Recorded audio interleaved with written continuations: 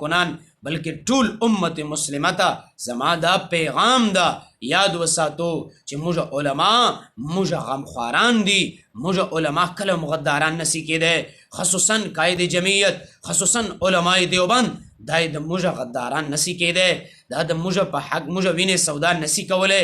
قیامت راتلی سي خو علماء دیوبند غداران نسی کېدی. زما مسلمانانو ورونو موږ قائد جمعیت هغه لوی حوصله لري. یاد وساتو موږ قائد جمعیت هغه لوی انسان ده چې مفتی محمود رحمت الله علیه بچی ده، هغه لوی انسان ده چې شیخ الحدیث استاد محترم دیر باباجی شاگرد ده، شیخ استاد محترم ډاکټر شلیل شاه صاحب رحمت الله علیه شاگرد ده، استاد محترم مولانا مغفور الله باباجی دامت برکاتهم العالیه شاگرده.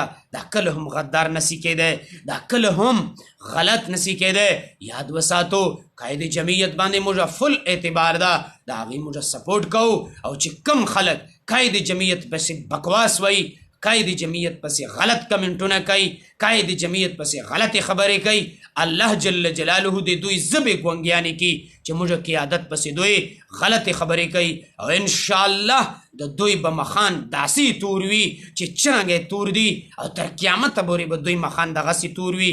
او الله جل جلاله به دوی په دغې غصې چې داسې مړوي. او موږ دا دعا ده چې کم هم د موږ قائد جمعیت خلاف پوسټونه کوي، موږ علماو طلباو شهیدانو خلاف پوسټونه کوي، الله خود اول هغو ته هدایت وکړي. او هدایت په قسمت چې نه وي الله د دوی مخان په قیامت په دنیا او په آخرت چې دغسې تور کړي. الله دې په دې خبرو باندې عمل کولو توفیق را نصیب کړي. واخر دعوانا ان الحمد لله رب العالمین.